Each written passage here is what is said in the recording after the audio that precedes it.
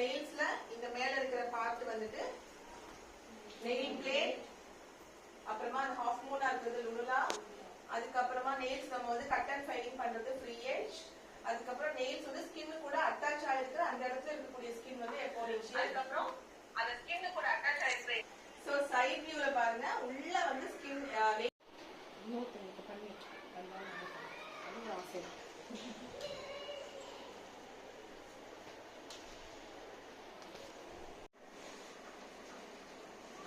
இப்படி பண்ணிக்கோங்க.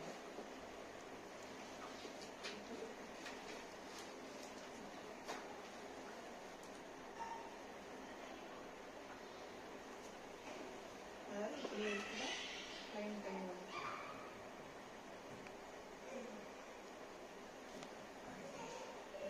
இப்போ ஒருவேளை இந்த இடம் வந்துட்டு உங்களுக்கு இதாயிடுச்சு அப்படிங்கிற பட்சத்துல நம்ம அப்படி இதை வந்துட்டு சரியா, அதுக்குதான் இந்த மாதிரி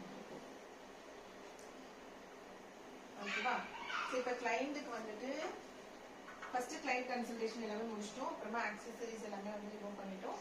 ஆனா இப்ப இதுல பாத்தீங்கன்னா வந்துட்டு மெனிக்யூர் இதுலயா பவுல்ல வந்துட்டு தண்ணி வந்து கொஞ்சம் சூடா இருக்கிற மாதிரி வார்மா இருக்கிற மாதிரி தான் ஊத்தமா இருக்கும். ஓகே, இப்ப இதுல வந்து ஒரு சில ஐட்டம்ஸ் வந்து தண்ணியில வந்து போடுவோம். ஸோ என்னெல்லாம் அப்படின்னு பார்க்கலாம்.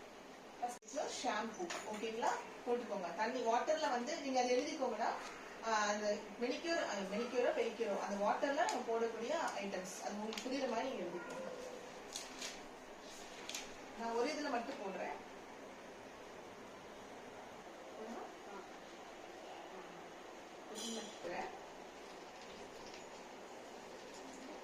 Peroxide H2O2. H2O2 எதுக்காக போடுறோம் அப்படின்னு பாத்தீங்கன்னா நம்மளோட அந்த ஸ்கின்னோட இதெல்லாம் பாத்தீங்கன்னா சாஃப்ட் பண்ணி கொடுக்கும். ஸோ அடுத்து நம்ம கிளீன் டெட் செல்ஸ் எல்லாமே சாஃப்டன் பண்ணி கொடுக்கும். ஸோ கிளீன் பண்றதுக்கு உங்களுக்கு ஈஸியா இருக்கும். அதுக்கு தான் H2O2 மெனிக்யூர் பெடிக்யூர் ரெண்டுத்துலயும்